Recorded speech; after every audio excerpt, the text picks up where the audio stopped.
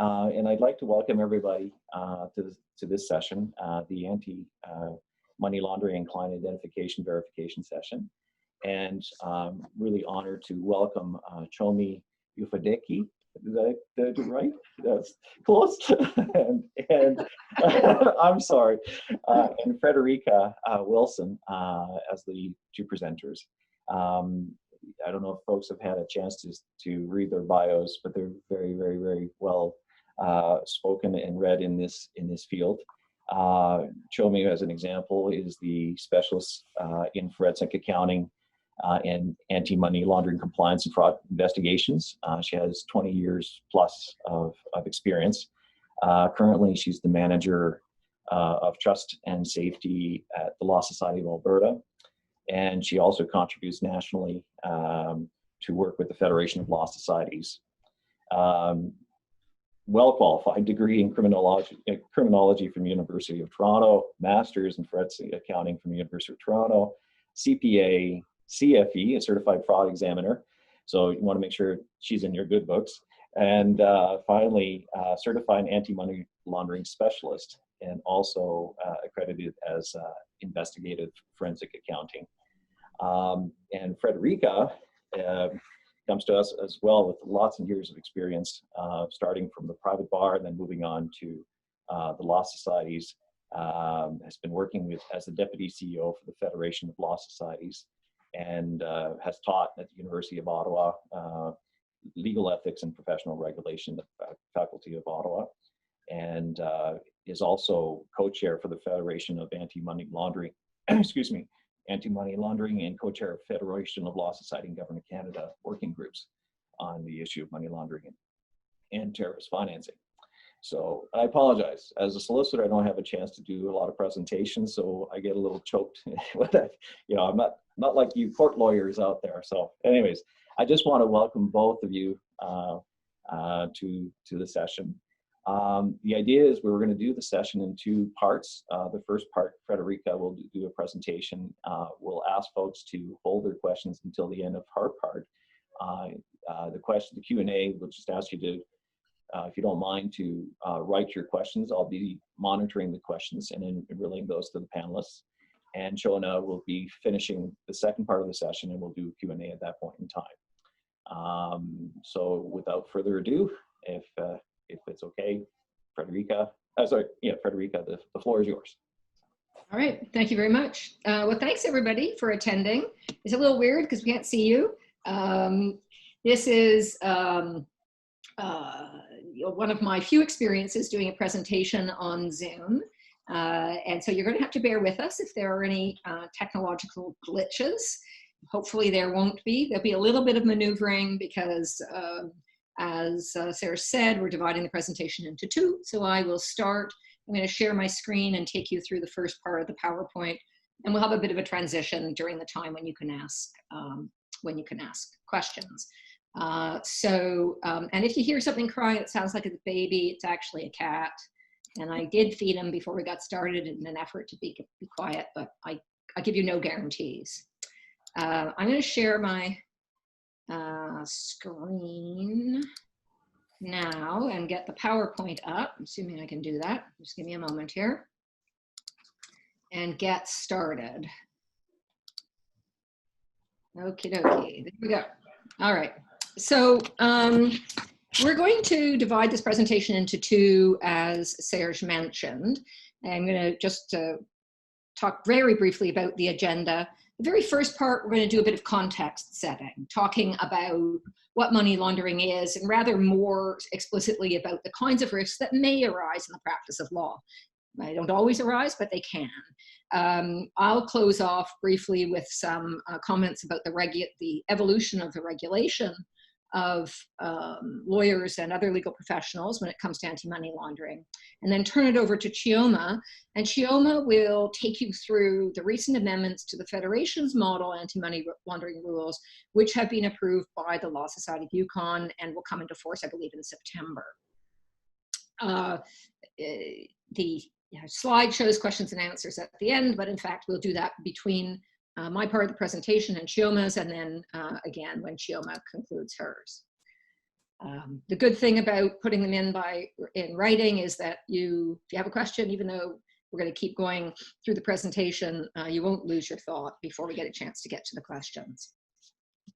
So, okay. I'm not here to tell you in a ton of detail what money laundering is, or to present it in tons and tons of detail, but simply to give you an idea of how it works. And that's relevant. I start with that before talking about the risks that we may encounter in the legal profession, because that's relevant to understanding those risks, or why in fact they are risks at all. So basically, money laundering is, not surprisingly, the process used to disguise the source of money or assets that are acquired or derived from criminal activity. Simply put, taking dirty money, turning it into clean money.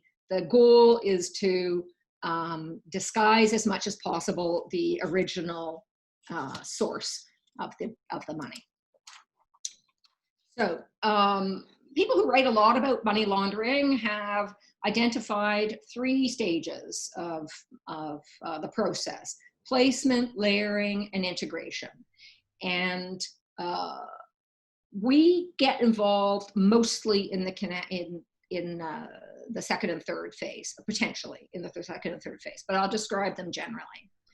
First, I want to say, if there's crime, there's the potential for money laundering. And so while I'm going to talk in a little bit about the incidence of money laundering in Canada and the dollar figures surrounding it, and to acknowledge then that it's probably less of a problem in smaller economies. So in jurisdictions, sort of in the big jurisdictions like Vancouver and Toronto and so on, that we read a lot about and we hear a lot about money laundering, it's kind of obvious. But I like to think of criminal assets as being like water. They find their way, right? So criminals have money obtained through crime, any crime that produces money. So you beat people up, you might not get any money out of it. But if you are selling drugs, involved in prostitution, I mentioned drug trafficking, fraud, and so on, anything that produces money, those proceeds, in order to insulate the person committing the crime from identification with the proceeds, they have to find their way into the financial system. And it really is like water. So if you've got crime, you've got money laundering on whatever scale. That depends on the size of the economy and the size of criminal activity in your respective jurisdictions. So, okay, we start with placement. This is the process of putting the proceeds of crime into the legitimate financial system. May or may not be in cash. This could be the transfer of funds between bank accounts, electronic funds transfers. Could be depositing cash in a bank account. It could be giving cash to somebody else to deposit in a bank account. And it can take place through the deposit of money into a lawyer's trust account. The second stage is what we call layering. So this is the process of taking that money that's now being put in the legitimate financial system and further distancing it, creating layers between the original source and what people can see. So further layers between the crime and the ultimate use of the money. So how is that done? Well, we're going to talk about that in a little bit more detail, but it could, for example, happen through an aborted transaction. Somebody has what appears to be a legitimate transaction, purchasing a piece of property, buying a business, for example, and money is deposited, for example, in a lawyer's trust account. Prior to the transaction being completed, it's called off. Money is paid back to the person or paid out to a third party. That's one way that layering takes place. It can also take place through purchase and sale of real estate, for example. And finally, there's the integration phase. And this is about then making that money available to the criminals to fund whatever they wish to fund with it without giving rise to questions about its source. So that is the point at which the money has been taken from being dirty money to being clean money. So how big a problem is money laundering? Well, you can imagine that these are largely estimates, right? Based on what is known and extrapolation from that. The United Nations Office on Drugs and Crime estimates that somewhere between $800 billion and $2 trillion are laundered each year globally. So that's between about 2 and 5% of global GDP, the value of the final goods and services produced and sold on the market. Not insignificant, I think we would all agree. How about in Canada? How big a problem is it in Canada? Well, in a 2019 report commissioned by the British Columbia government, Combating Money Laundering in BC Real Estate, which was done by an expert panel headed by Maureen Maloney, they estimated that in Canada, approximately $46.7 billion is the annual value of money laundered in Canada. A more recent report from the C.D. Howe Institute put that figure at over $130 billion.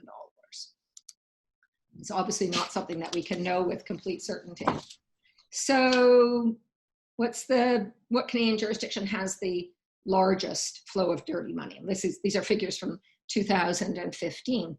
My instinct would have been to say Ontario or British Columbia, based solely on the size of their economies. And certainly on what we are hearing in the press about the money laundering problem in BC. But in fact, the estimates put the jurisdiction with the highest volume of money laundering, or the highest dollar value of money laundering, as Alberta, which is interesting. There are no estimates that I've been able to find for the Northern Territories. I think it's fair to assume that given the smaller size of the economy, that they're going to be proportionately smaller, and certainly in dollar value. And perhaps our closest comparator then becomes the Atlantic region in Canada, although it's an imperfect comparator for sure.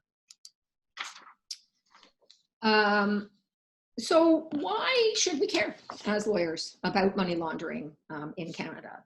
I'm often faced with people who say about all the rules that have been brought in over the years, all the Law Society rules, it's a pain in the butt, it's an annoyance, it's unnecessary, we're doing this because the government wants us to, there isn't a money laundering problem in the legal profession, and various comments of that sort.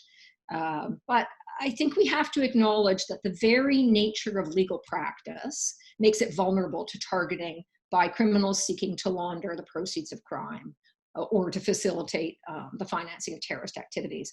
And I should just pause here to say I'm going to talk about money laundering almost exclusively. Financing of terrorism is a much smaller problem in Canada. It's not non-existent, but it's also something you are less likely to encounter as, or to trip over in legal practice, if I can put it that way. So why is it that legal practice makes us vulnerable?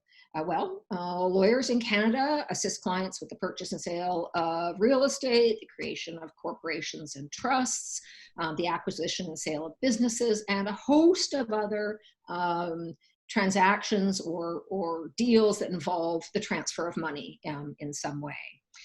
In fact, lawyers in Canada act as intermediaries in financial transactions and flow millions of dollars through their trust accounts in that capacity every year in Canada. So there's a lot of money. And I wish I could have recalled the statistics. There have been some statistics produced about the volume of money in lawyers' trust accounts in Canada at any one time, but it is astonishingly high, or at least it astonished me. The Financial Action Task Force, which is the global body, Canada is a member, that sets standards for fighting money laundering and the financing of terrorism, has noted that criminals seek out professionals such as lawyers because their services may be required to complete a transaction, because it gives them access to specialized legal skills and services that may assist in the laundering of proceeds of crime and the funding of terrorism, but also, and importantly, I think, because the involvement of legal professionals, and legal professionals in particular, can lend an air of respectability to transactions that are undertaken by criminals seeking to convert the proceeds of crime into clean money. And as the government complains, and the RCMP complain, and all kinds of other law enforcement types complain, the involvement of a legal professional provides a further step in the chain that can frustrate investigation by law enforcement. And that's particularly true with legal professionals because we are not covered by the federal government's anti-money laundering regime because of solicitor-client privilege and the duties that lawyers owe to their clients, which are unique when we're thinking about professionals in this country. There's a lot of complaining about it, but I think, in fact, it's perhaps less of a dark pit than the RCMP in particular would have us believe from time to time. However, it can be a problem. So I want to turn now to looking at how lawyers, how legal professionals might be used to assist in the laundering of funds. And bear in mind, I mean, lawyer involvement in money laundering or the risk really falls into sort of two big categories. The lawyers who wish to facilitate money laundering, who are criminals, and the lawyers who might inadvertently get drawn in. In my experience, by far the majority of lawyers in this country are absolutely honest people of the utmost integrity who seek only to serve their clients competently and effectively, and are not in the least bit interested in getting involved in crime. Unfortunately, it is possible to trip into it, and we see this in other areas. You know, there are stories that appear from time to time of lawyers who've gotten duped into, you know, some kind of a fraud scheme, sometimes, you know, hurting only themselves, and so forth. So we know that this is possible and that lawyers can be targeted. But I do want to preface that by saying that we're really talking here in almost everything that we're talking about how understanding the risks so that you don't trip. People who are criminals are going to do what they do. And there's not a great deal that we can do through our rules to stop that. Okay, so what are some of the ways that, that criminals may seek to use lawyers to help them launder funds? One is the misuse of trust accounts. This could be, and has in many jurisdictions in the past, a vulnerability has been that lawyers could use their trust accounts for a variety of purposes, not necessarily connected to the provision of legal services. As Chioma will explain in her presentation, a new rule will limit the use of trust accounts to situations in which you are providing legal services, and in that way will reduce somewhat the risk of this particular way of money laundering.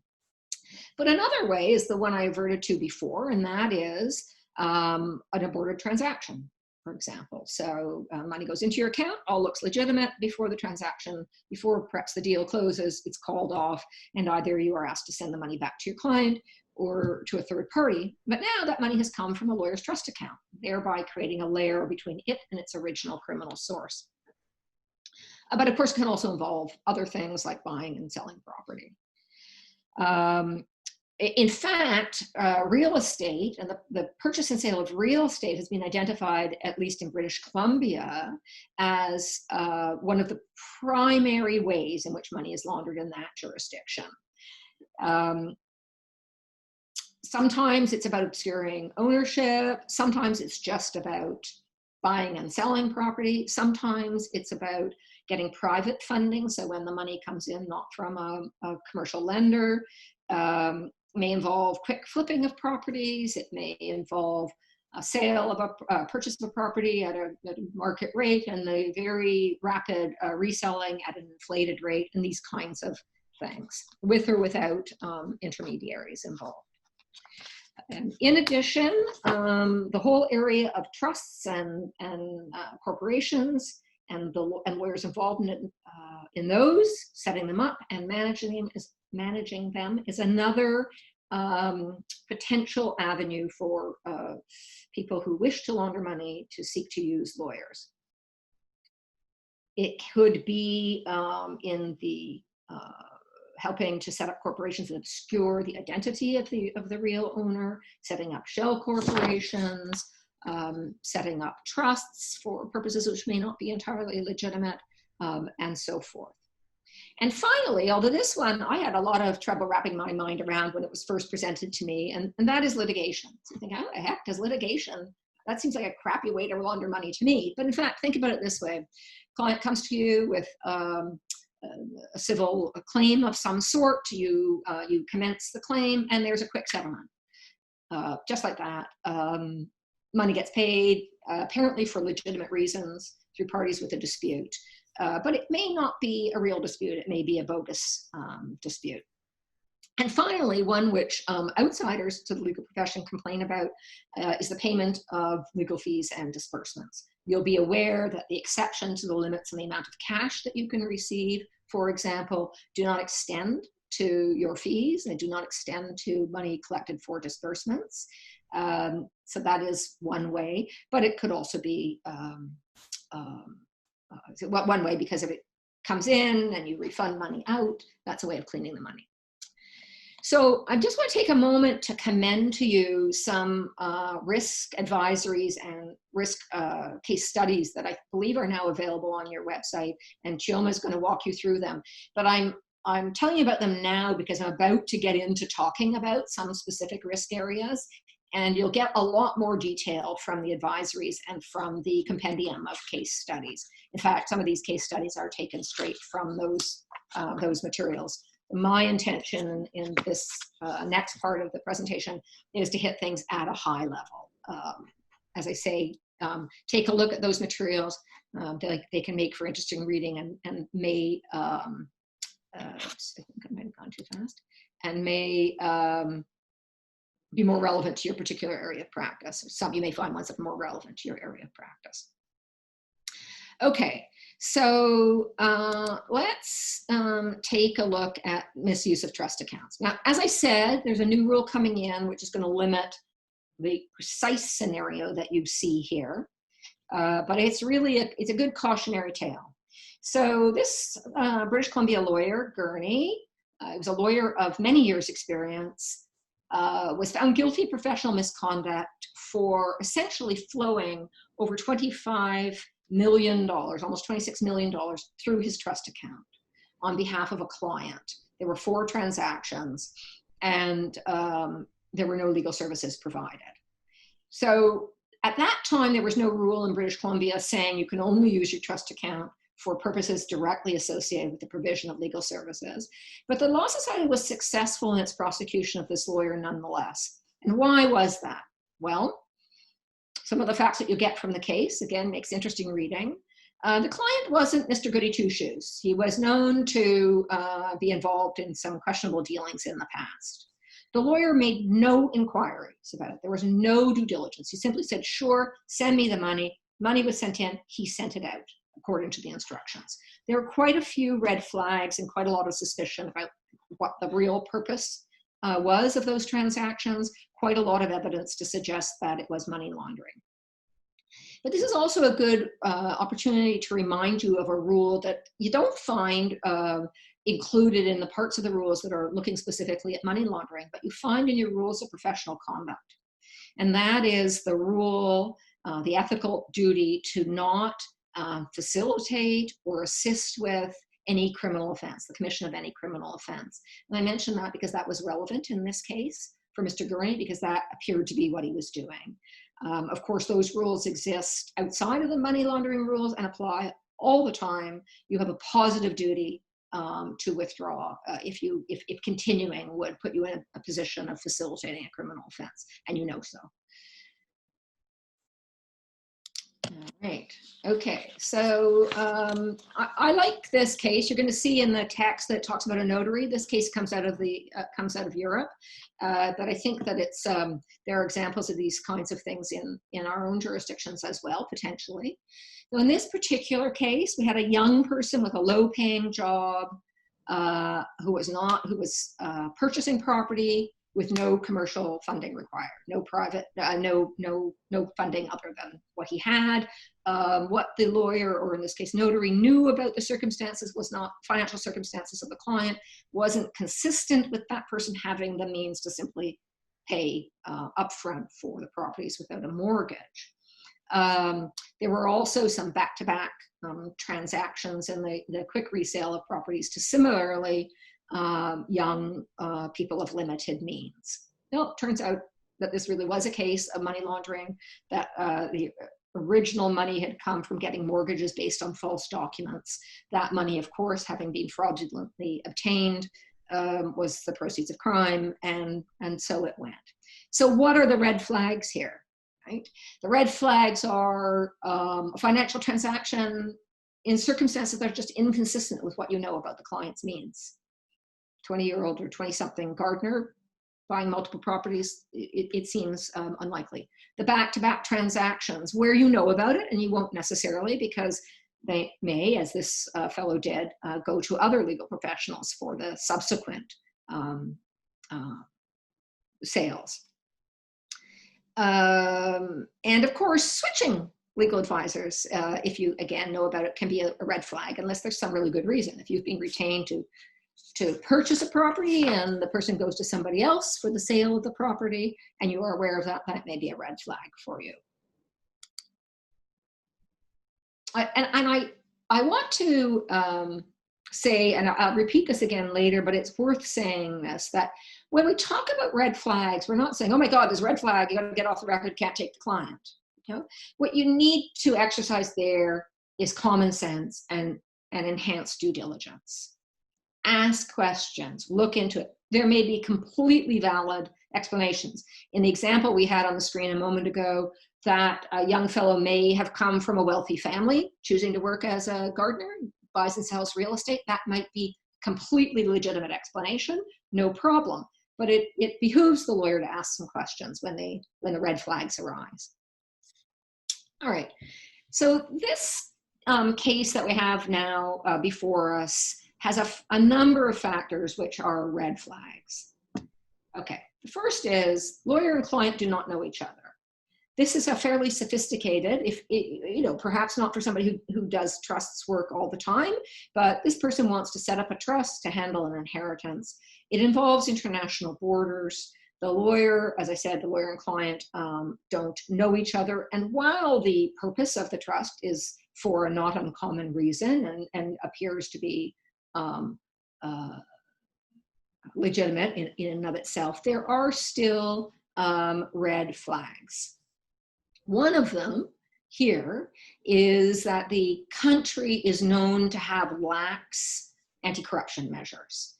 And that always should give us pause as legal professionals. Again, it doesn't mean we're not going to act. It means that we need to look into the situation further and ask more questions.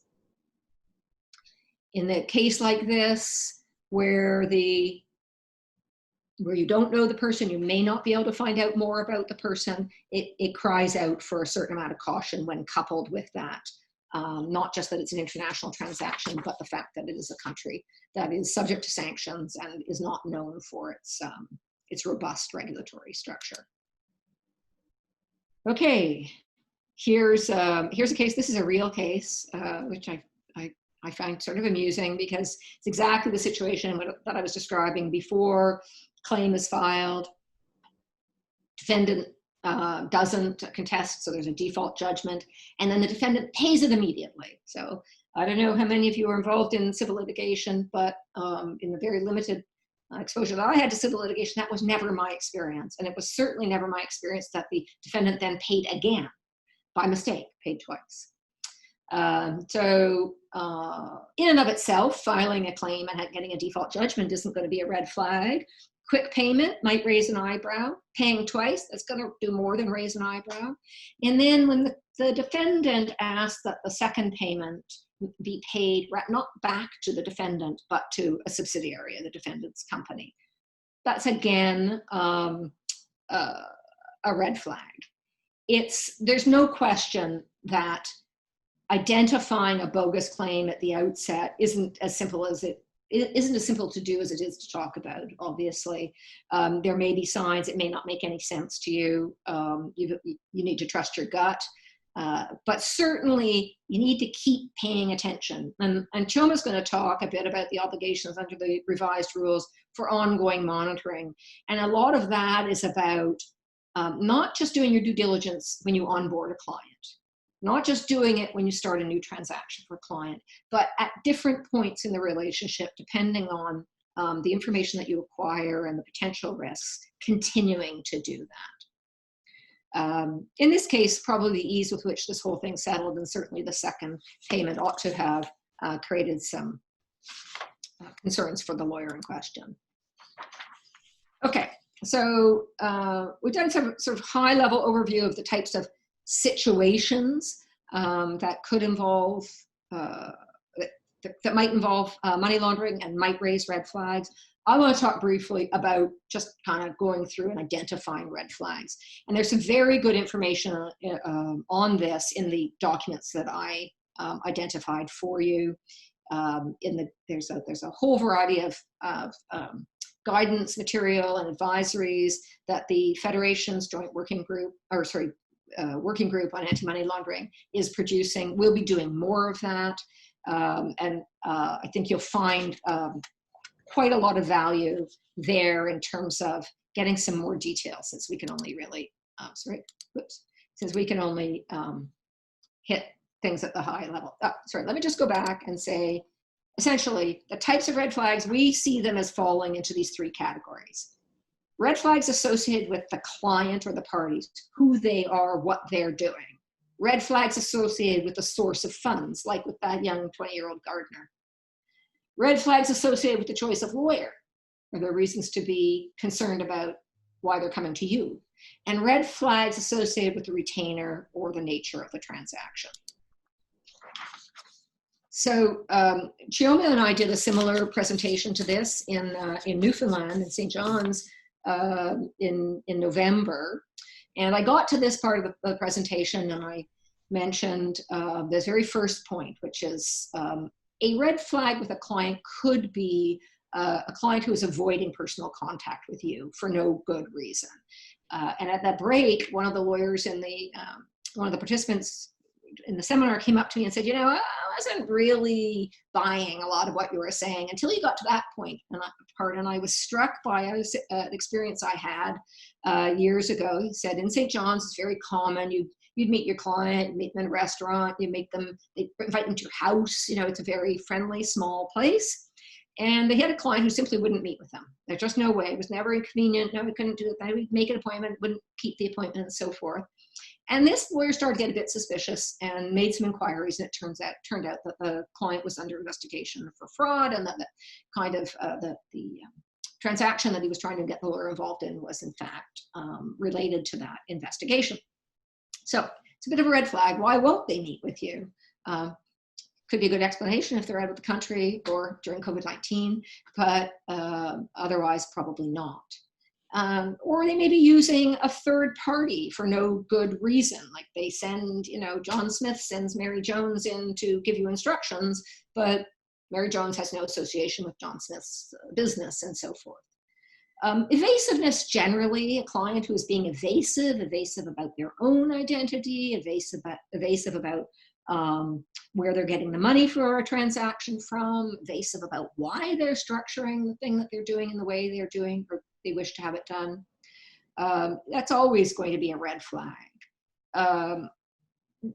Politically exposed persons are a specific category. This is a defined term in anti-money laundering regulations and the federal government. There are lists of the politically exposed persons, and it really refers to anybody in a position of power in a national or subnational level, and politically exposed persons, particularly from regimes that are known to be corrupt.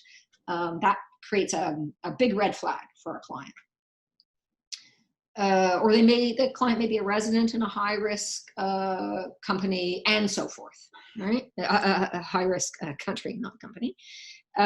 So again, I want to emphasize that the mere presence of one or more of these red flags is not an indication to you that they can't take the client. We have to get off the record. It is an indication to you that you need to ask some more questions so that you can figure out whether what looks like evasiveness to you is in fact not.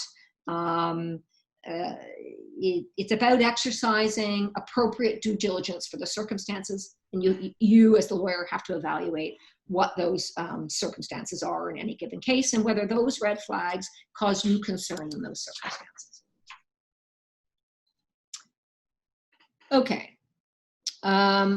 Source of funds. Chioma's going to talk about this because there are obligations in the rules now to inquire into source of funds. And I'm not going to get into those details. But there are some red flags around the source of funds. Back to our gardener, where the money involved and the client's access to the money is just inconsistent with what you know about their resources and the economic profile. Where the money is coming from someone else, and it doesn't make any sense. You know, they're not an investor, they're not a relative. Why is Mary Jones paying for John Smith's transaction?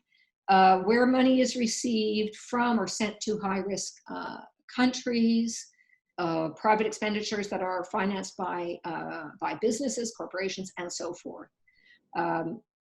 These are all things that may cause you some pause and certainly indicate the need for some additional due diligence. It may or may not be enhanced, but at least to ask some questions. All right. Choice of lawyer. We saw one example there earlier with the creation of a trust. Somebody finds a lawyer on the internet. That's not unheard of. People do that all the time. But you know, when it's coupled with other factors, maybe some factors about the client, maybe some factors about the transaction, it could be an indication that something is amiss. The other one, and this is tricky, right? Like, I was a private practice lawyer, and I understand that it is hard to turn clients away, and that clients will sometimes come to you and ask you to do something that you have no expertise in. Now, sometimes that's an ongoing client, and the reason they're asking you is because they know and trust you, and that makes a lot of sense. Whether or not you should do it is a matter of your own judgment. But you can understand in that situation why a client comes to you. But sometimes it doesn't make any sense. Like, how'd they find you? You know, your profile indicates that you're, you know, an employment lawyer, and they're coming to you asking you to set up some shell corporations, for example. That's the kind of thing that might give you pause. Cases where you're offered a big bonus for doing something very quickly, or in an unusual way, that kind of thing. And certainly a situation where a client changes lawyers multiple times, which may come out in the course of your conversation with your client, that again, it can be cause for pause if there is no legitimate explanation, and the matters are of a similar type. Again, you have a positive obligation as a lawyer to be satisfied with the information you're getting, and to be satisfied that you've done your due diligence, so that you do not haplessly wander into a situation in which you are facilitating the commission of an offense. Things like the size, the frequency of the transaction, where they're unusual or they're inconsistent with a client's activities, you know, a business that is involved in one type of enterprise that now wants to acquire another business in some entirely unrelated enterprise without any explanation as to why they're doing that. It may just be an investment, but it may be a red flag. Where the client doesn't seem to understand, really. They don't seem to have the knowledge about what they're actually asking. And that may lead to a suspicion that they're being instructed by somebody else, and that they're simply the straw man, so to speak.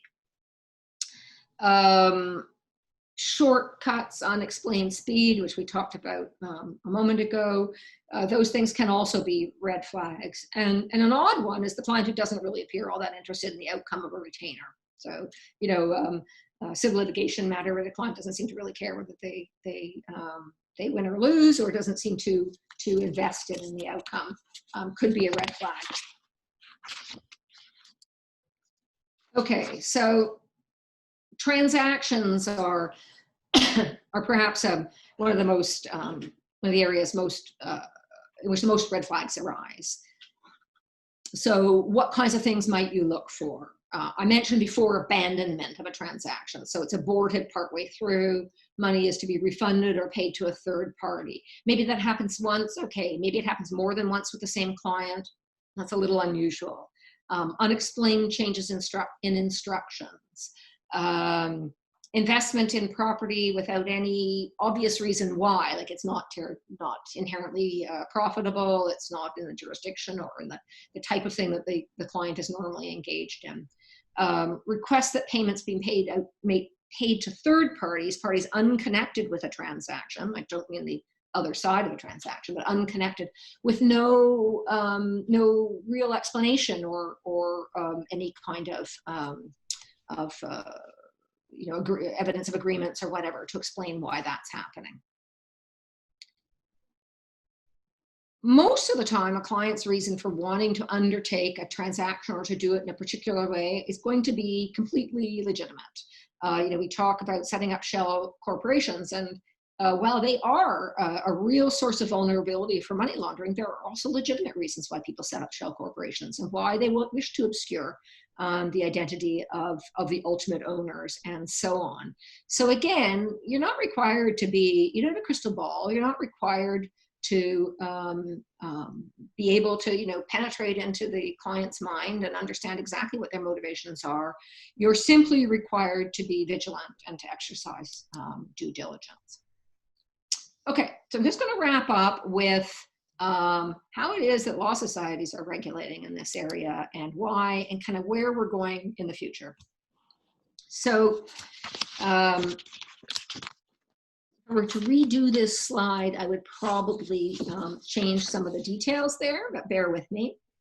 So we've had a proceeds of crime legislation in Canada since 1991, and it was introduced in order to give effect to something called the 40 recommendations from the FATF. So I mentioned before that the FATF sets the international standards for money laundering. Canada is one of the founding members of the FATF, deeply invested in implementing and complying with the recommendations. This led the government to introduce amendments to the legislation and to introduce regulations associated with it that included an obligation on lawyers, amongst others, to file suspicious transaction reports and large cash transaction reports. These reports were required to be done, to be about, you're reporting on your clients, and you were required to do them in secret. You were not allowed to tell your clients that you had done this. So the regulators went, and the Canadian Bar Association, went, that is a huge problem. That's a straight violation of solicitor-client privilege. It interferes entirely with the relationship between lawyers and their clients, and it creates a situation in which lawyers are acting as agents of the state, which is antithetical to an independent bar. So in 2002, the law societies through the Federation started a constitutional challenge that led to an early victory in the form of an injunction halting the application of those provisions against the legal profession in British Columbia, where the action was commenced. That led to similar injunctions around the country and ultimately to an agreement between the Federation and the other parties in the federal government, that the government would not, the provisions would be suspended across the country, that the government would not seek to enforce any other provisions in the Act of this nature or regulations against the legal profession without the agreement of the parties to the litigation. And all was peaceful briefly. During that time, the law societies concluded two really important things. One was that it hardly lay in their mouths to say to the federal government, you cannot regulate us, and then not to take on the challenge of regulation themselves. But also, and ultimately more important, I think, the law societies concluded that regulation to try to address those risks of money laundering that may arise in the practice of law is in the public interest. Helping lawyers to avoid inadvertent involvement in money laundering is in the public interest. And all law societies in Canada have essentially the same mandate, and that is to regulate the profession for the protection of the public. So through the Federation of Law Societies, the law societies developed first one initial model rule. It used to be called affectionately or otherwise the no cash rule. It's really a misnomer. We are calling it what it's really called, which is the cash transactions rule. But that was the rule that introduced limits on the amount of cash that lawyers could take from their clients. The rationale for this rule was the following. Large cash transactions, obviously, but even suspicious transactions had some thresholds. And our thinking was that we would just avoid the problem from the get-go. We would not let lawyers take large amounts of cash from their clients. That's the purpose of the cash transactions rule. And indeed, it was recognized as an effective alternative to the reporting requirements by the then Minister of Finance, Jim Flaherty, when the government moved to amend the legislation, which they did, removing the obligation for lawyers to file these reports. We then entered into a lot of discussion with the federal government. We knew that they were working on these due diligence rules, what we call client identification and verification. And there were a number of years spent exploring whether there was a way that we could satisfy them, that lawyers could be left to their own to do this due diligence work. That ultimately failed. We brought in client identification and verification rules in 2008, 2009, but the government was not satisfied, and that led to the recommencement of litigation. One at every level, ultimately at the Supreme Court of Canada, where the court found that the government's attempts to regulate the legal profession, and remember the suspicious transaction and the large cash transaction requirements, which are really a slam dunk for us, those were not at issue in that case because that legislation had already been amended. What was at issue were the identification and verification requirements. And the court concluded that imposing these requirements on the legal profession interfered with the duty of commitment to the client's cause. So more or less settled, certainly in terms of the existing legislation. What's happened since? Well, the Law Societies looked at the decision. They looked at something called the mutual evaluation, which is an evaluation done by the FATF of all member countries in 2016. The report that came out, I think at the beginning of 2017, was not favorable to Canada. Canada's largely compliant, but not, for example, in terms of the legal profession because of the Supreme Court of Canada's decision. And we knew we hadn't looked at the rules for a number of years. So we set up this anti-money laundering working group, which Chioma and I sit on, as well as some people from other law societies around the country. And we undertook to, first task was to review the rules and review how they were being enforced in the law societies. This led to amendments to the rules, which were approved by the Federations Council in 2018. These are the amendments that Chioma is going to talk to you about that are going to come into effect in your jurisdiction in September. We've also, as I said, looked at how the rules are, what compliance and enforcement mechanisms law societies use. We've developed and provided to the law societies guidance on that. We have continued to produce educational materials. We are looking at some online modules that will go into sort of more detail for lawyers and may form part of the education of new lawyers. And we are also involved in what we call a second phase review of the rules. So we always consult on proposed amendments. Some things came out of the consultations that we weren't consulting on. We felt duty bound to look at those. In addition, there have been some changes in the federal government's regulations that have caused us to take a look at our own rules. We expect to do a consultation starting in the fall.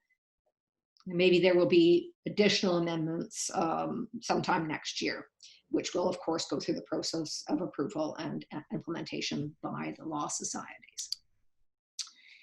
And that is all I have to say, subject to your questions. So the first thing I'm going to do is stop sharing my screen because Chioma will take that over. And now if there are questions, we can entertain them. I see here there's a question from Lawrence. It says, where international activities are the source of the funds, is there a requirement that the activity be unlawful in Canada for the proceeds to be considered proceeds of crime? Or is it enough that an offense was committed under the law of the source jurisdiction? Well, I am not an expert on international law, but I would say that better safe than sorry, for sure, because you know, we have a duty to act ethically as lawyers. It may be that a law is so, that the predicate offense in a country is so far removed from anything we would consider unlawful in Canada that you are able to proceed without raising any of those ethical concerns. But that's the question you're going to have to ask yourself, because it's not enough, I think, as a lawyer, when you're thinking about your ethical duties, to be just kind of okay, right? It's kind of just sort of okay. Your duty goes further than that. That's what gives us credibility as legal professionals. In large measure, it's not only our knowledge, but it's also our commitment to acting ethically. Okay, I would encourage other attendees to ask any questions, either by the Q&A or the chat box.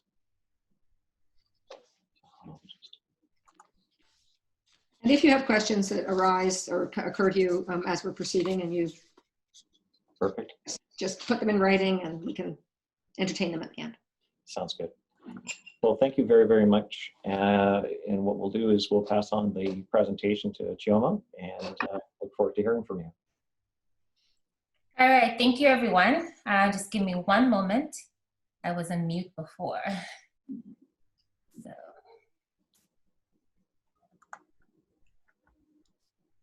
Awesome. Okay, so welcome everyone to the second half of the presentation. I'll be taking you through the practical applications, so the what, the how of the amendments, what are they, what they look like, what are you required to do. So in Alberta, we implemented these rules effective September 30th of 2019.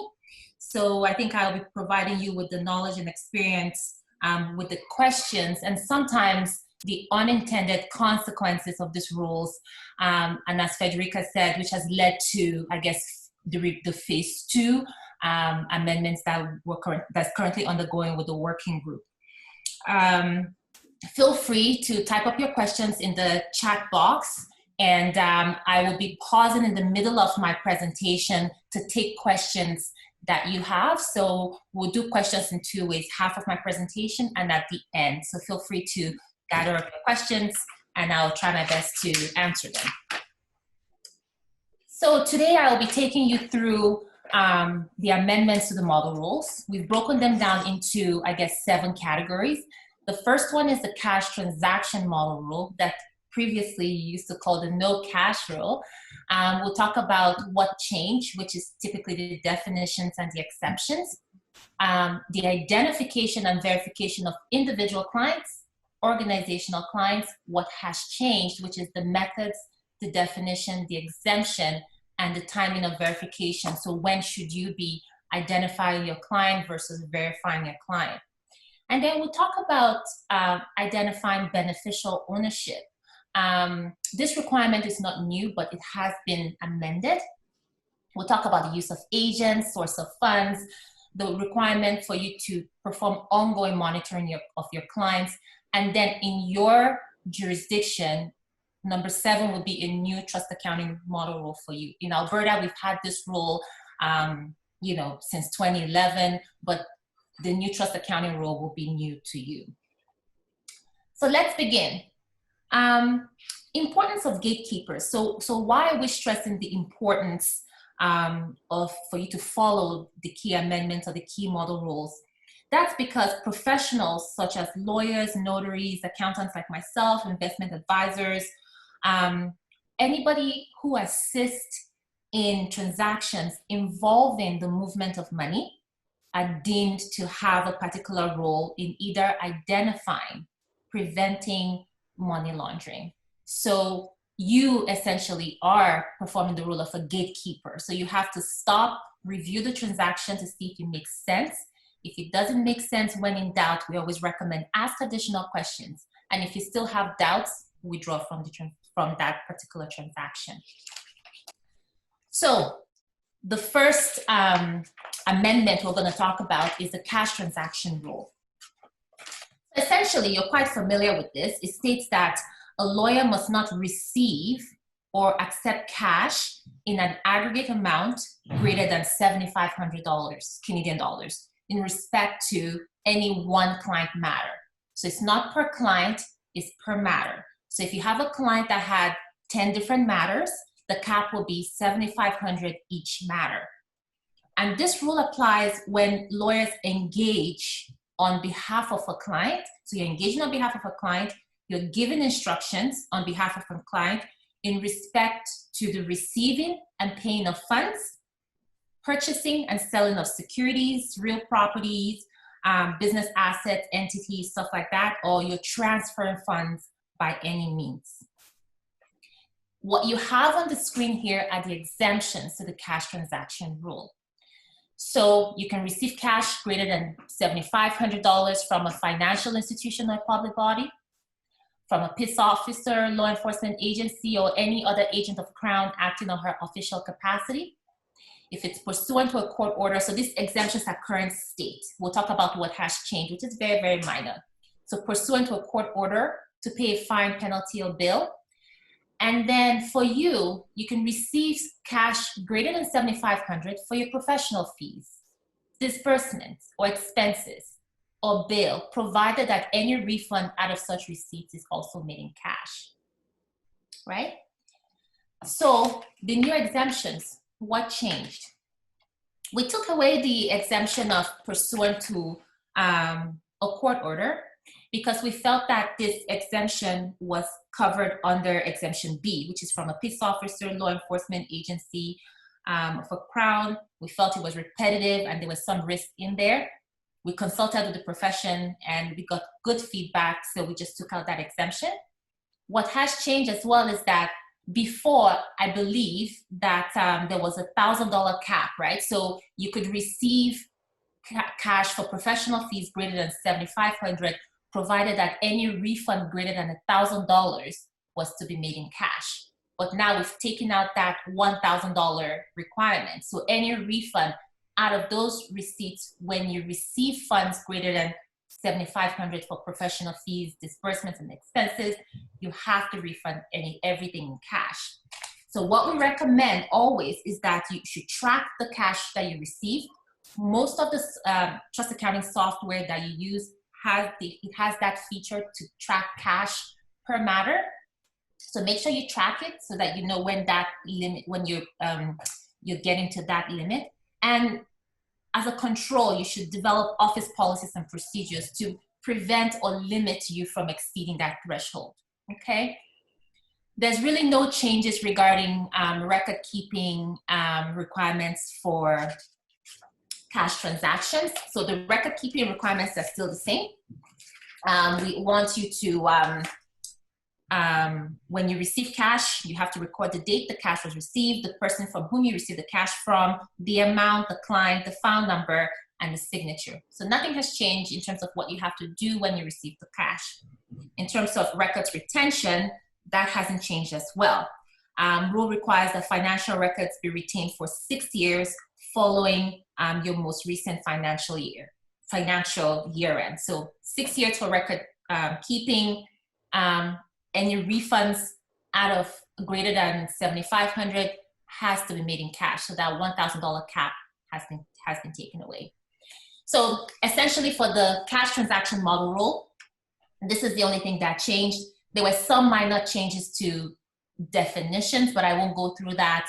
They were very minor.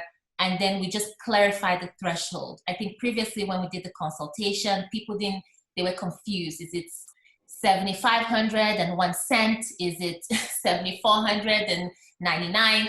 So right now it's anything greater than $7,500. So we just clarified the threshold. So that's essentially it with the no cash model rule.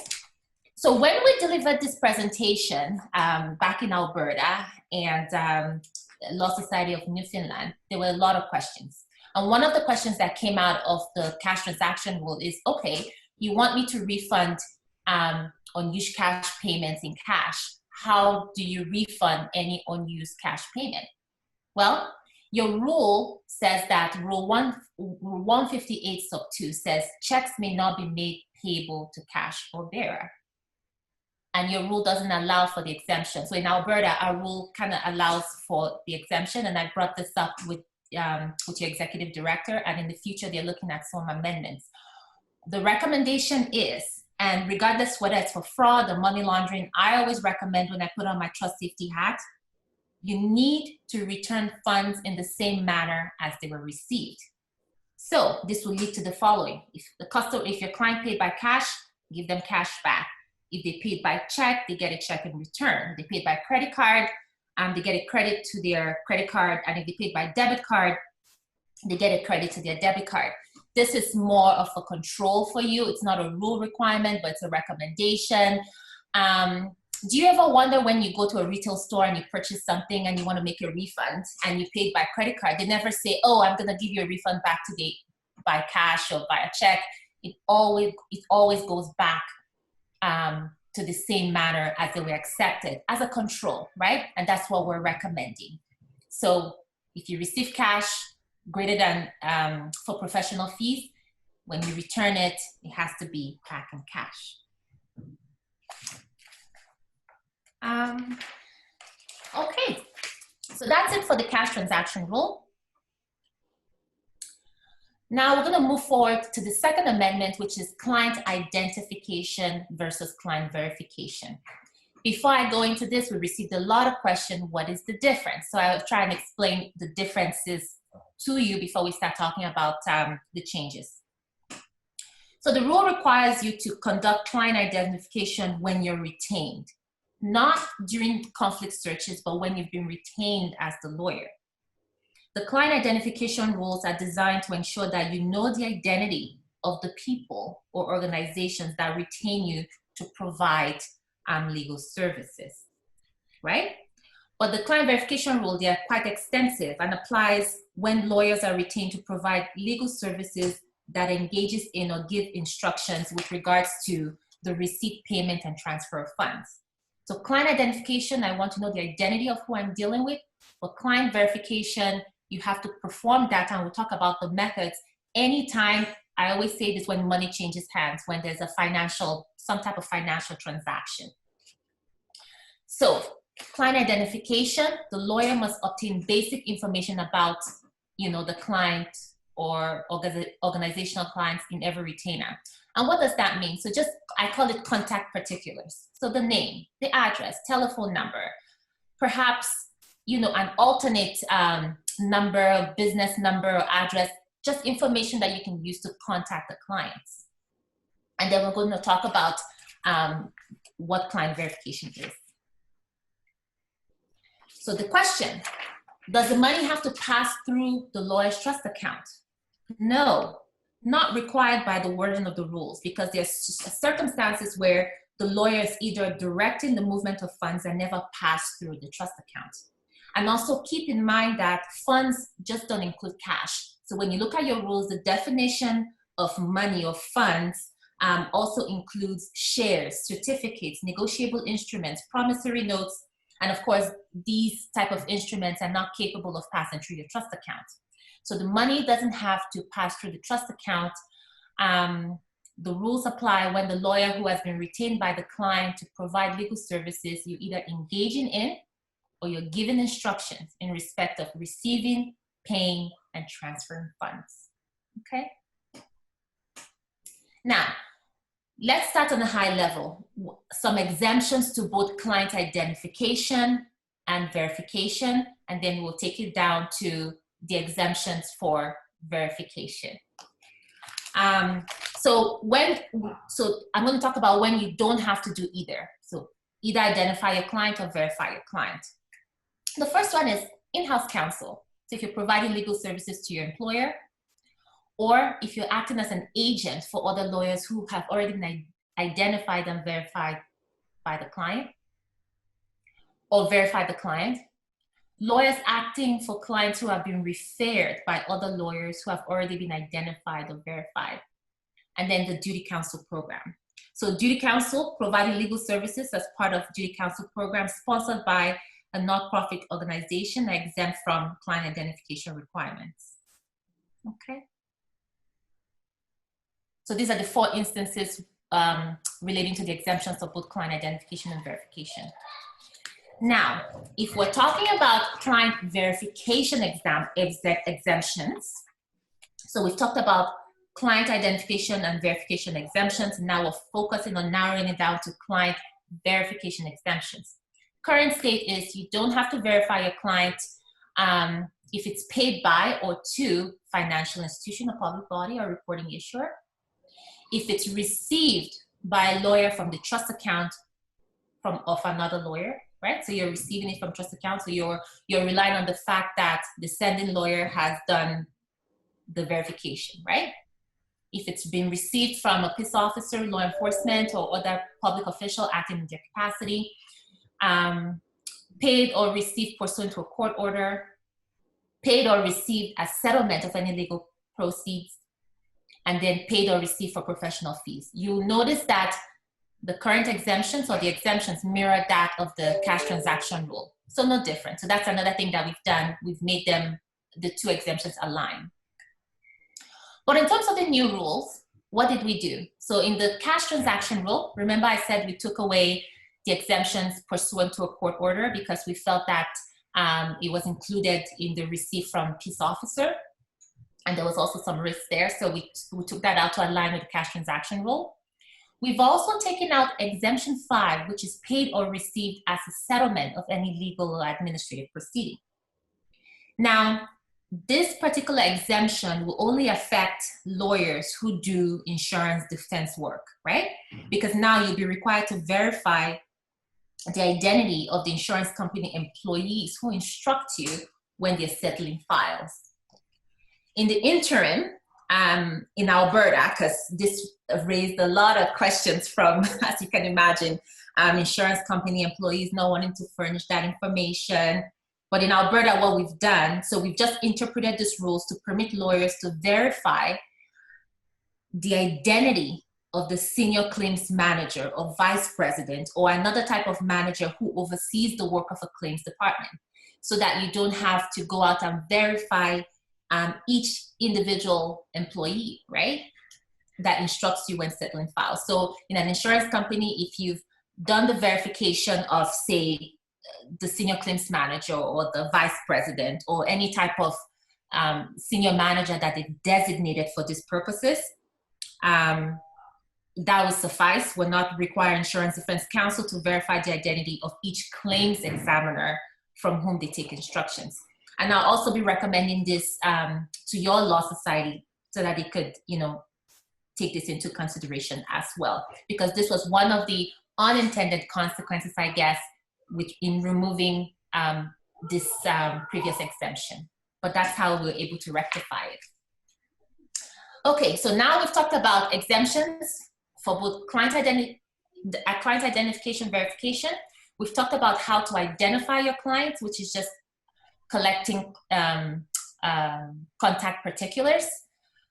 We've talked about exemptions from the verification rule. Now we're going to talk about the how. How do you verify your client? So current state, you just have to verify the identity of the individual client by asking for valid original government issued identification. If you notice in the current state, it doesn't even say photo, right? So it could just be any government issued identification. But in the new rule, as you can see, we've expanded the methods that you can use to verify your client. And some involve that the individual must be physically present. And in the other methods, like the credit file or door process, the individual does not have to be physically present. So this will help assist you to be more efficient when verifying your clients. So we're going to talk about these 3 methods now. Let's break it down. So the government issued photo identification method, you all know this. For example, the driver's license, that's the most common one. So it must be issued by federal, provincial, or territorial government. You may accept a foreign government issued photo identification if this is equivalent to a Canadian document. Photo identification documents issued by municipal governments, Canadian or foreign, are not acceptable. So it just has to be federal, provincial, or territorial.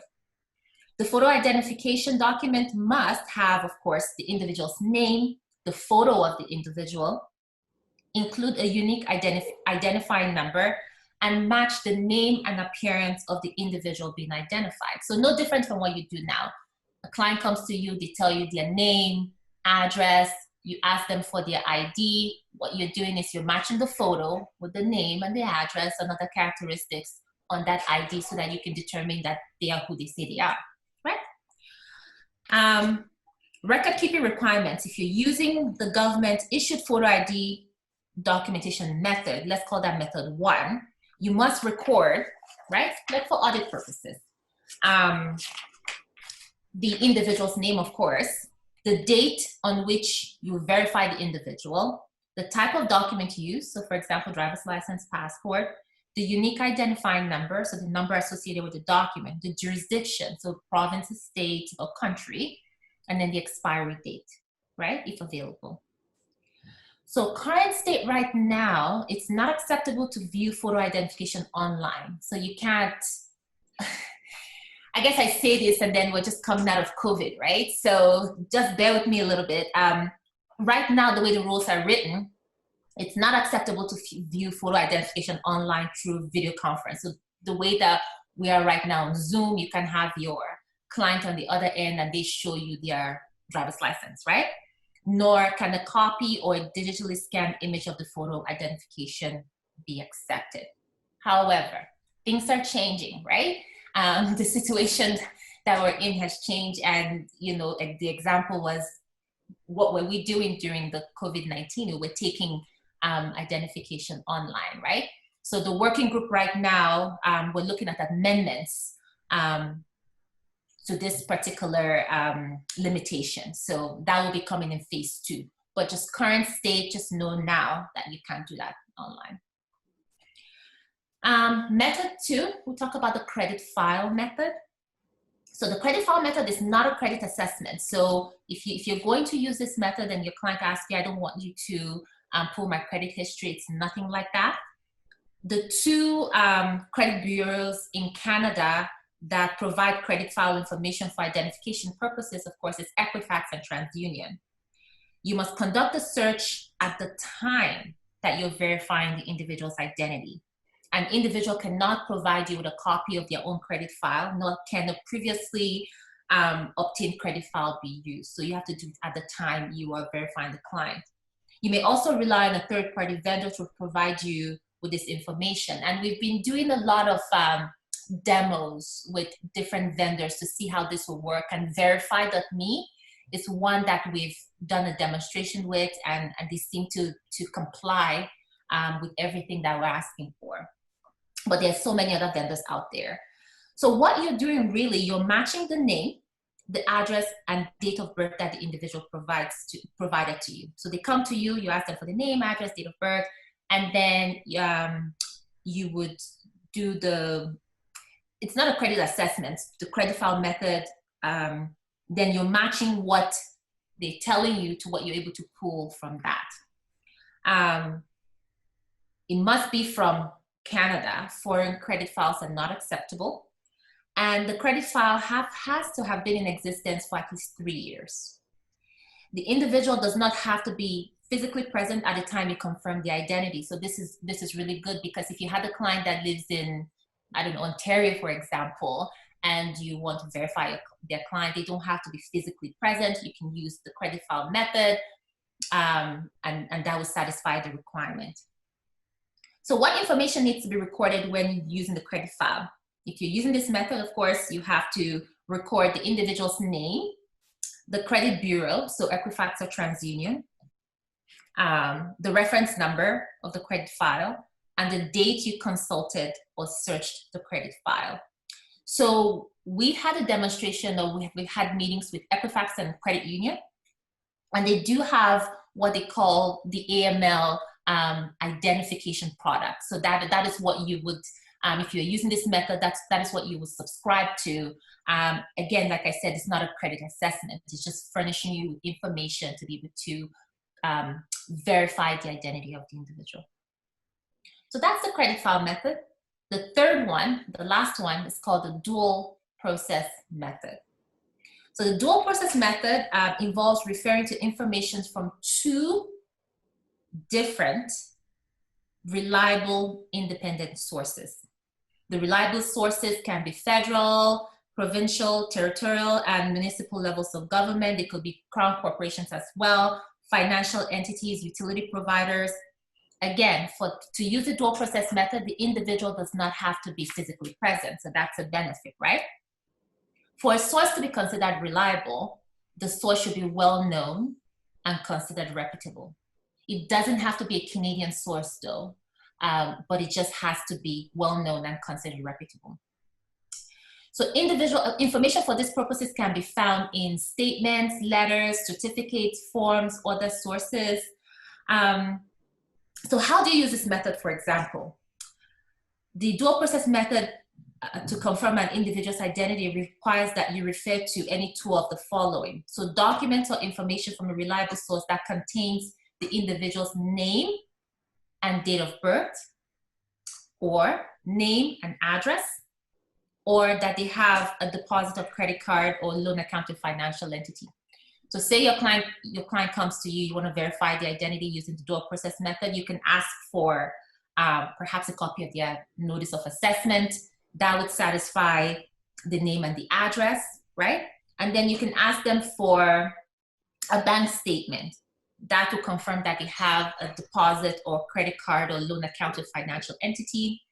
Or you can ask them for a document that confirms their name and date of birth. So maybe citizenship certificate or birth certificate. So anything that can confirm their name and date of birth. So you have to do any two of the three. So the timing of the verification of individuals is, so you don't have to collect. So this is a question we got a lot when we're doing, rolling out our rules. When a client comes to you before a financial transaction happens, so before you receive funds, you don't have to verify the client.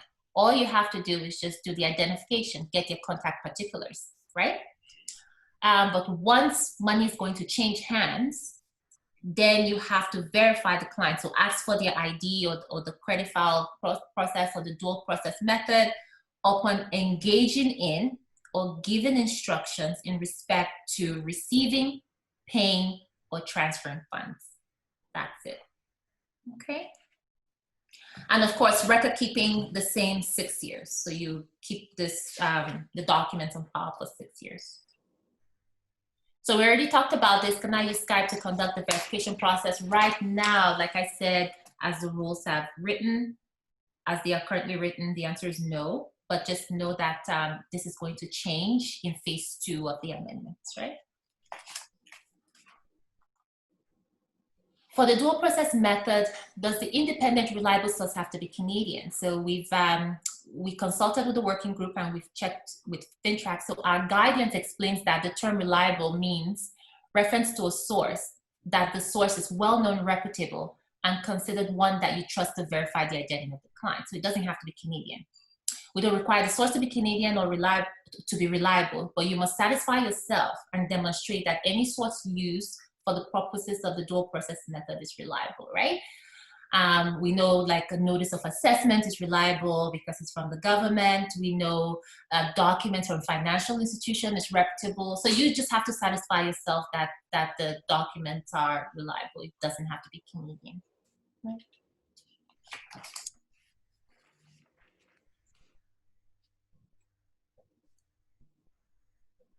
Okay. And then the next one is, do I have to identify anyone other than my client? So the answer is yes.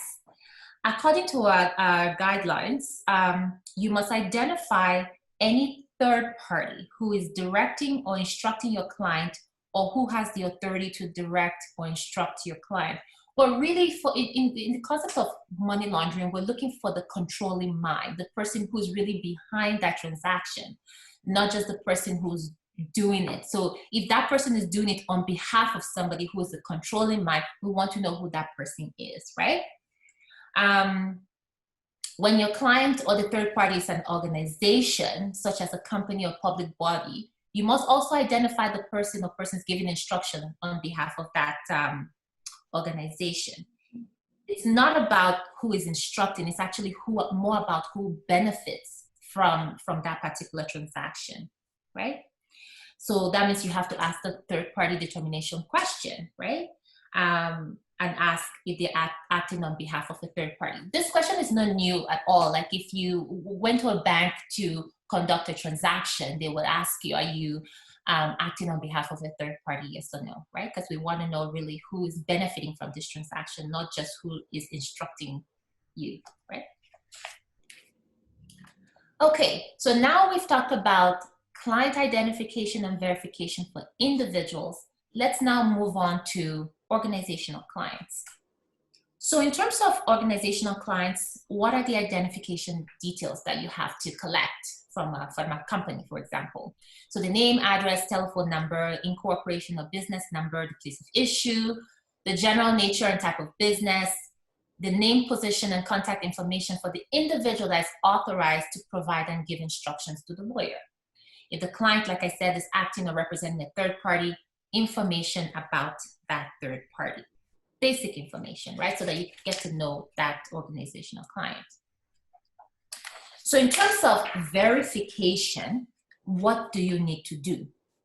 So these are the 4 things that you need to do anytime money changes hands. So anytime there's a financial transaction, you need to confirm the existence of the entity that is a corporation, confirm the existence of the entity that is not a corporation. So say it's a trust, for example, a partnership.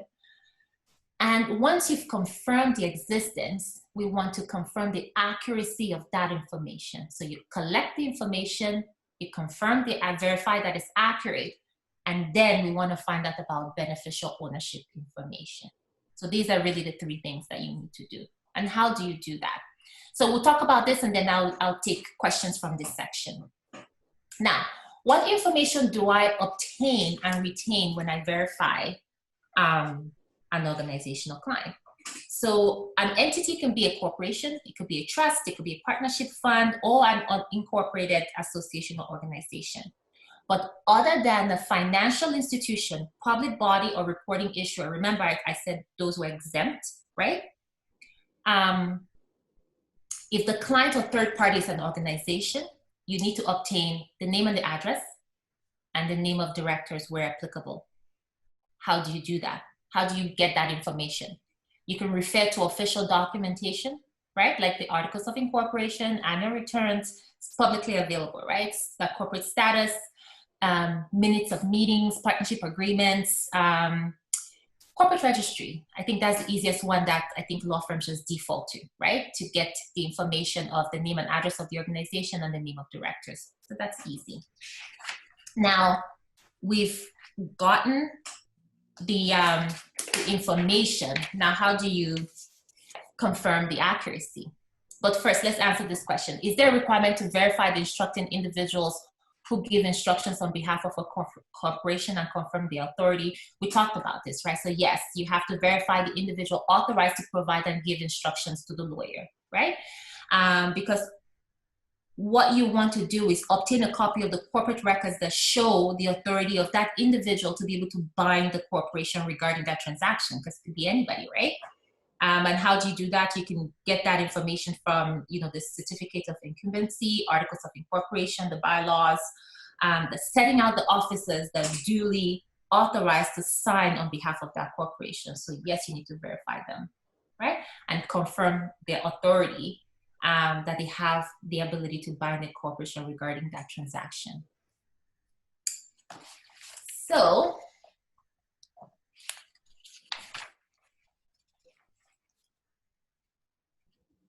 maybe what I should do now is just pause right now before I get into beneficial ownership, because this one is going to be a detailed discussion. So maybe I'll pause now and take questions before we move on to beneficial ownership.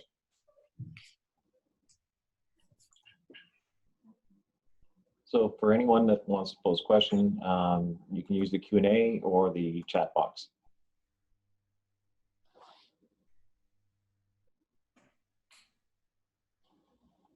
Okay. But for the interest of time, because it's 2:25 and I'm I still have a ways to go. Just keep typing in your questions. If there are no questions now, we'll take them at the end. So let's talk about beneficial ownership. We know that legal owner is a person who holds the legal title to a property or asset in his or her own name, right? But there are individuals or group of individuals who are not legal owners of a corporation that might directly or indirectly have the power to vote or influence the actions of that company. And those people are the people that are the beneficial owners. So identifying beneficial ownership is important in terms of what we're talking about, preventing money laundering and you being used as a conduit to launder funds, because we want to remove the anonymity and identify the actual individuals behind the transaction and account activities. So for example, I'll give you an example. You have a land that's owned by one numbered company, which is then controlled by another numbered company, even though both companies are the same person, right? Or act for a corporation that more than 25%, which is held by second corporation. The purpose of this requirement is for you to obtain sufficient information about the organization structure so that you know who effectively owns and controls the organization. So when you think of beneficial ownership, three things.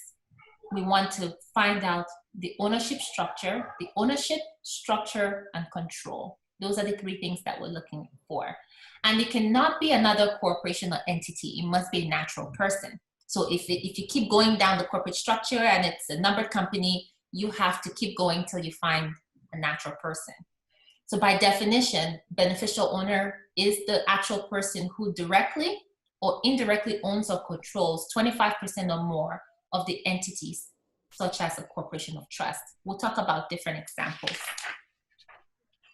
So current state, the rule requires you to make reasonable efforts. So it's a reasonable efforts test, right? To obtain the name, address, and occupation of all persons who own 25% or more of the organization or of the shares of the organization. But the new rule is saying, taking it one step further, not only do you have to make reasonable efforts to obtain, you have to confirm. So confirm is the accuracy, right?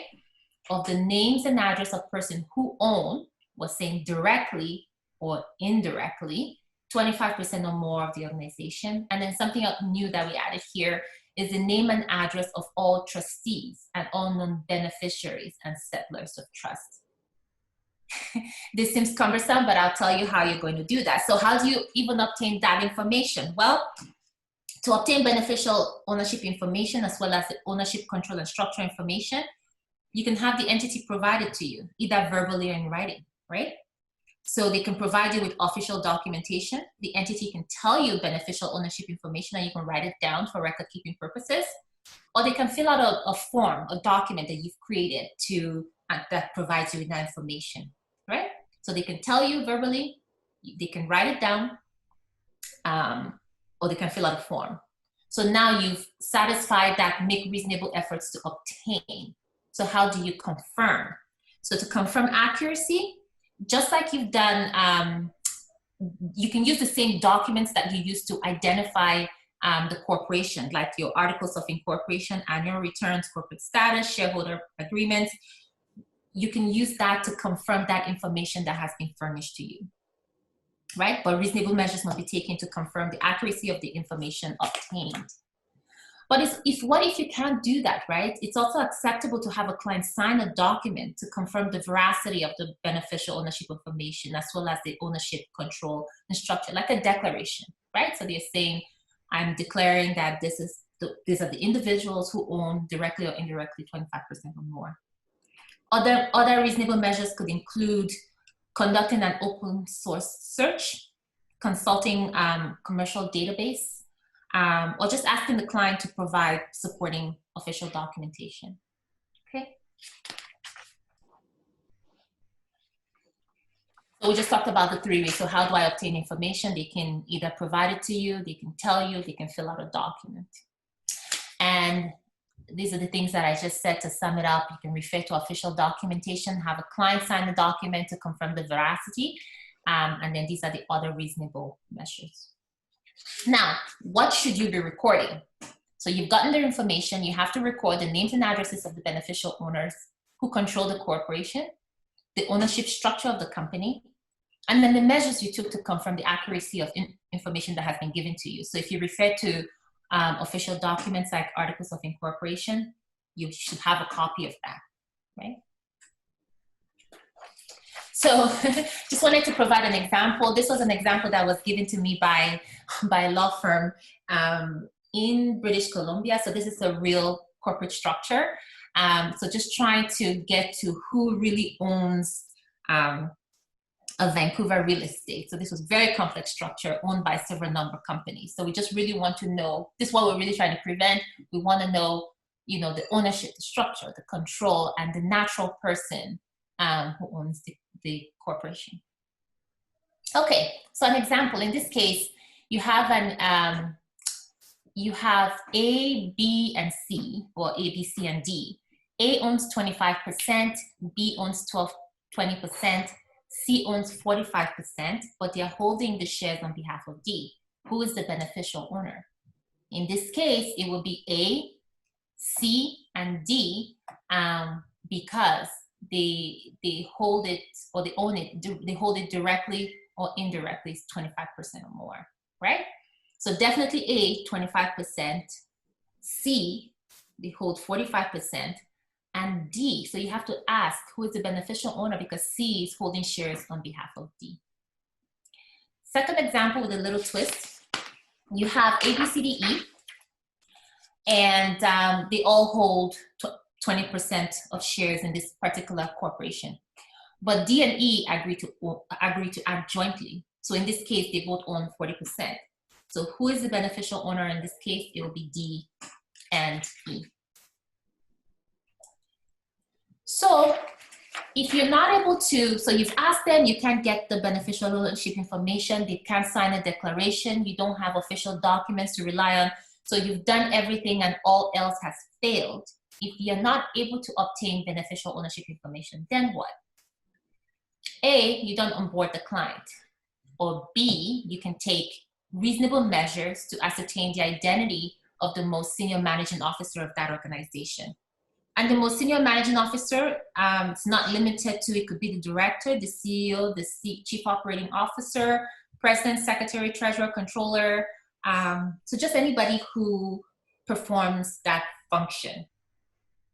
It may also include anybody or the individual who reports directly to the entity's board of directors, right?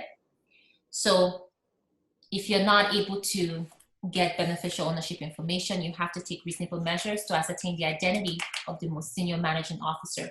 And the way you would verify the identity is the same way you would verify an individual using the 3 methods. So government issued photo ID, credit file, or door process. Okay. Now let's talk about trust, because we also got a lot of questions about trust, right? There's several beneficiaries of a trust or estate who are to receive proceeds. What are we required to obtain for identification and verification purposes? Easy. So you have to verify the identity of the trustee or the executor of the trust.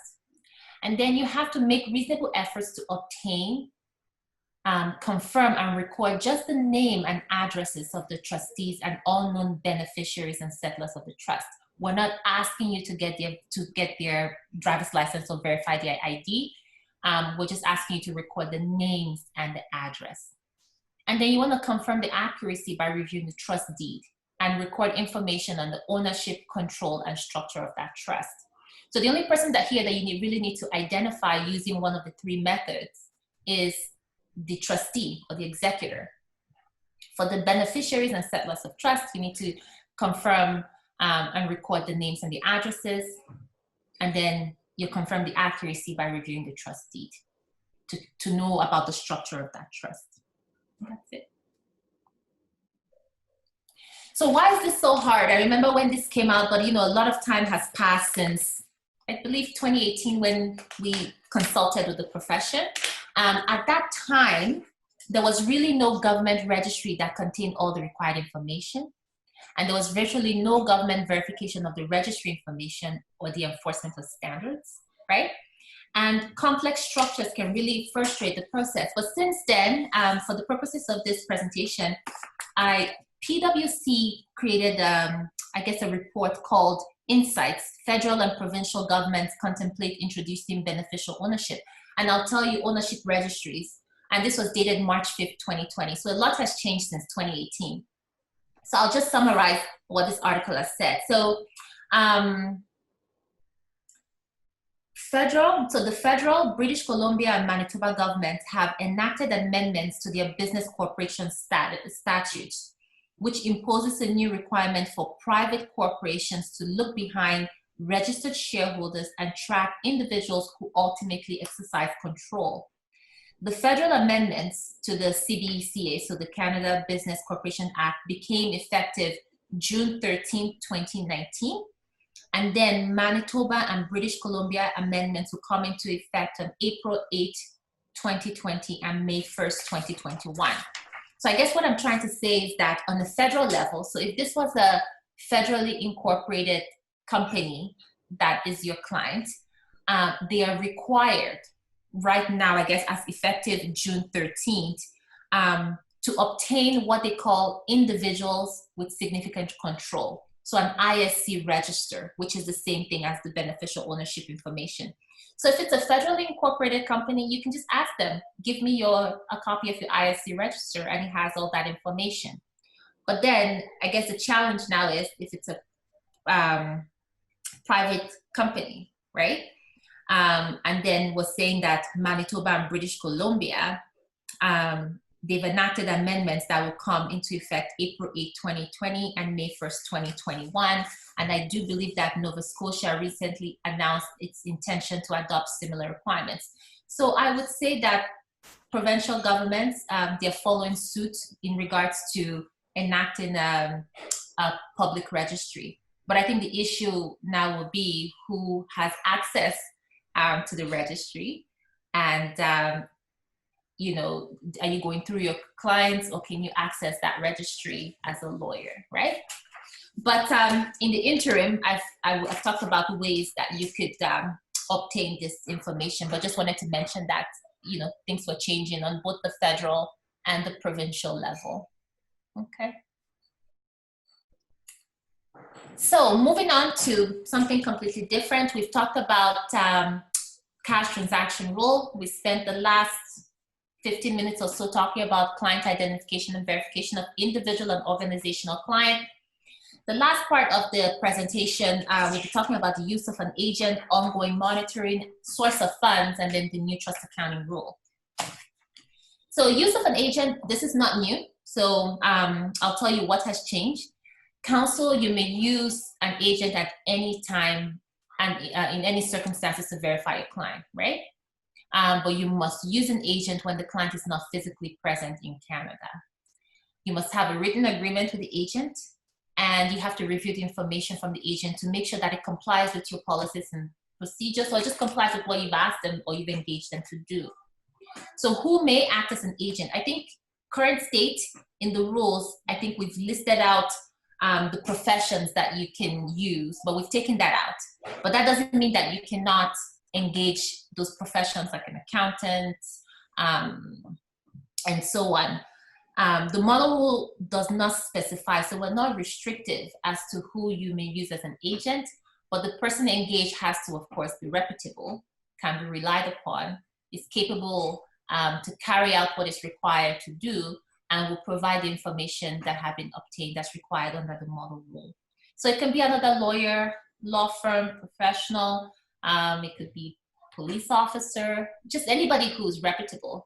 But I would say that perhaps it may not be wise to use your a source that has been provided by your client, right? He has to be, you know, objective and reliable, but you know what I mean. So how do you verify the identity of individuals outside of Canada? So if your client is not physically present in Canada, you must rely on an agent to verify the person's identity, provided that the lawyer and an agent have an agreement or arrangement in writing. At the end of this presentation, I have a slide called resources, like where can you access resources. Your Law Society has created a section of their website where they've provided, you know, a ton of resources for you on AML. In addition to tools, templates, guidance materials from the Federation, risk advisory materials. And we'll kind of, at the end of the presentation, I'll take you through this. So if you're looking for sample agreement, for example, or, you know, client identification templates, for example, you can take that and adopt that in your own jurisdiction, in your own firm, sorry. So that's about agents. Let's talk about information about source of funds. So the new model rule requires you to obtain and record information about the source of funds relating to the legal service provided. What we're trying to get at here is to make sure that the funds received are consistent, right, with the client's occupation or socioeconomic profile. The source of funds is how the person got the money versus where it's coming from. For example, the source of funds could be employment and inheritance, sale of property, investment, shares, divorce settlement, versus where the money is coming from, which is the bank, right? Current states, the trust accounting rules requires you to obtain the source of trust money received. And when we talk about source in the context of trust accounting, is where the money is coming from, so the bank. So for the purposes of verification requirements, we're taking it a step further. We want you to ask information about, you know, the economic activity that generated the funds that they're using to purchase the property that they engage in you to facilitate, right? So asking more information about the money. So you have to watch out for red flags. The answers, like the answers that they give you, if it's inconsistent with what you know about the individual, or lack of answers. So you're asking them questions they're unable to answer. It may cause you to be suspicious and that your services may be misused. And if there's any doubts, right, you can obtain and evaluate more detailed information about the client, right? Or if you've obtained more detailed information and you still have doubts, then we're recommending not to proceed with the transaction, right? Better safe than sorry. You don't want to be used as a conduit to launder funds, right? And I think I have to draw your attention to your model code, and I do believe this is probably applicable to you. Some of the underlying ethical principles that the legal profession upholds is to avoid supporting criminal activity and being involved in pursuit, unwittingly be involved in pursuit of criminal activity. So when in doubt and you've asked additional information and you're not satisfied, we just recommend that you withdraw. Okay. So the question that was posed to us when we did this presentation previously is now, how do we deal with doubts about the source of funds disclosed by the client, right? We've talked about that source of funds is the activity that generates the funds that the client is using in the transaction. So essentially how the money came to be, its origins. I'm not asking you to engage a forensic accountant to go do a source and use and net worth analysis. I'm not asking you about that.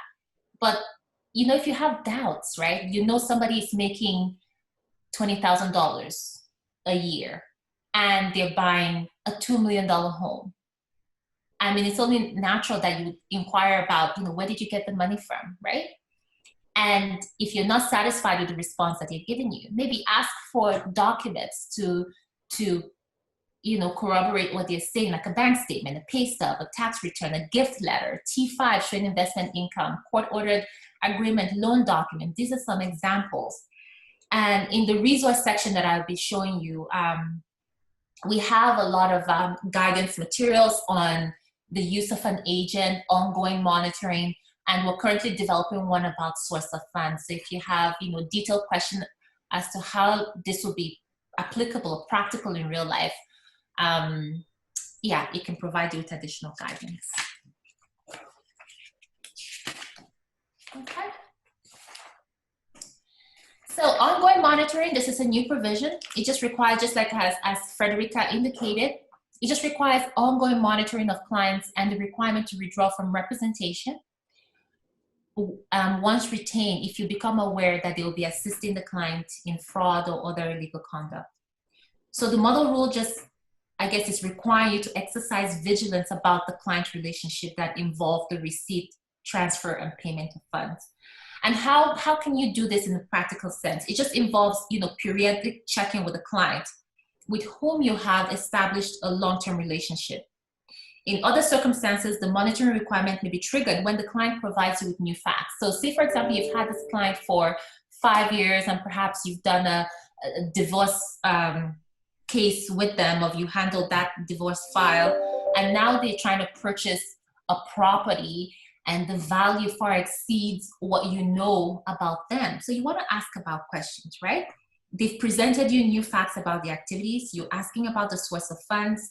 And I think this responsibilities, like I said, are similar to those outlined in the model code, which sets out the obligation not to engage, assist the client in engaging in criminal activity. So just asking questions, right? Anytime, a client presents new facts about the activities or source of funds are inconsistent with the purpose of the retainer, you also need to assess whether there's a risk that you might be assisting in fraud or in illegal conduct. So you just have to be vigilant in terms of any time that you're involved in the receipt, payment, and transfer of funds. Okay. All right, so we're almost done. And I think the last one here is the trust accounting rule. It'll be new for your province, but not new to Alberta. We've had this rule, like I said, since 2011. So we're just prohibiting the use of trust accounts when it's not related to legal services, right? So your trust account has certain rights and privileges. If you're not providing any legal services, don't put the money in there. It's just plain and simple. When my auditors go out to audit law firms, I think the most common thing that we see, which is we see people put maybe proceeds from, like a hockey draw, for example. Maybe there's something to do with Tim Hortons and they're collecting money, and because the lawyer is a lawyer, he puts the money in his trust account. So we're prohibiting that. You're not performing any legal services. That's just a very easy example, but you're not performing any legal services in relation to the trust money in that trust account, so don't put the money in there, right? So this rule is really just intended to restrict the use of lawyer's trust account to purposes directly connected to the provision of legal services. And I think we all knew this already, but we just wanted to enshrine this in the rules, right? So what does the new rule say? So 2 things, part 1 and 2. A lawyer must pay into and withdraw from, or permit the payment into or withdrawal from a trust account only money that is directly related to legal services that the lawyer, the law firm is providing. So you've received it, and then now you must pay out money held in trust account as soon as practicable upon completion of the legal services. We don't want, it's against the rules for you to commingle your own funds in the trust account. So after as soon as you've issued the statement of account, you need to, debit the trust account for your fees and get your money out of there, okay? And that's essentially the amendments. See, that wasn't too much, I guess, in my opinion. So when will this take effect? I guess that's the next question. So this will take effect September 1st, 2020. And it's prospective and not retroactive, right? So if you were acting for a client matter before September 1st, for example, and the matter is continuing, do you have to go back now and identify in accordance with the new rules? The answer is, if the matter is the same, you're not required to go back and do all of this, right? But if it's a new matter, then yes, like we were saying, it's prospective and it's not retroactive, so it's moving forward, right? But if you take on a new matter for a client, you must comply with the identification and verification requirements. And even for your old clients, we talked about not, accepting expired ID. So if you had a client and the matter is ongoing, if the identification document is expired, you have to update that, so get a new one. But your rule is taking effect September 1st, 2020. And if you take on a new matter for the client, you must comply with the new model rules. I guess that's what we're saying. And then I talked about guidance materials. So let me do this. I just quickly wanted to take you through where you'll be able to find this on your website. So if you go on your website and resources for lawyers, there's this new section called Client Identification Verification, summarizes everything that I talked about today. One area I wanted to draw your attention to is a sample form. So it has a client identification verification for individuals, organization clients. It has like a little cheat sheet, right? So you don't have to memorize when you have to identify a client, when you have to verify a client, what are the exemptions. There's the sample agreement. And then some guidance materials from the Federation. So guidance on monitoring obligations, scenarios for cash or check funds. And then from the Federation, like I said, there's the guidance materials, there's the risk advisories that Federica alluded to, and then there's case studies. So anytime the working groups, the Federation working group develops new additional resources, it will be here. So if you have any questions, I know we threw a lot at you today. So if you have any questions, you can come here, take a look at it, or you can just contact your executive director, I believe, Linda Dahl, and yeah, and they'll be more than happy to assist you. That's essentially it. So maybe what I would do is open it up for questions right now. I don't know if there are any questions.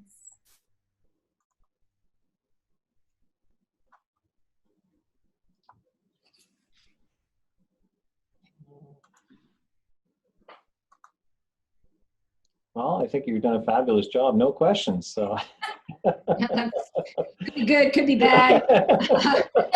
How many people logged up, I don't know, but you know, you you may not have questions now until you start to perform it on the day-to-day, because I know I've received, I can't even tell you how many emails we've received since, you know, September and even now, right?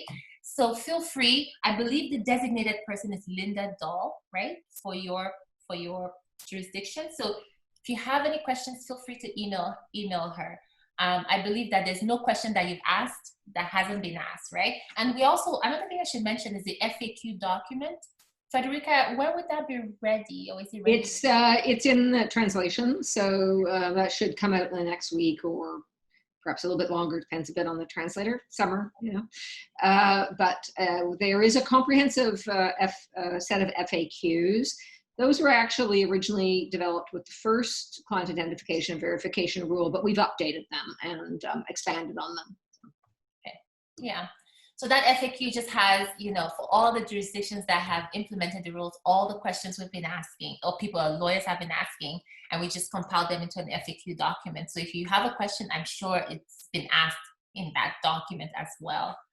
So. In fact, we have received a question. It's from Thomas Flavin. You mentioned a police officer as a suitable agent. Would a military member be an acceptable person?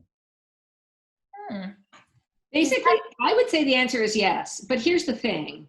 We took away the list and we put it on your judgment.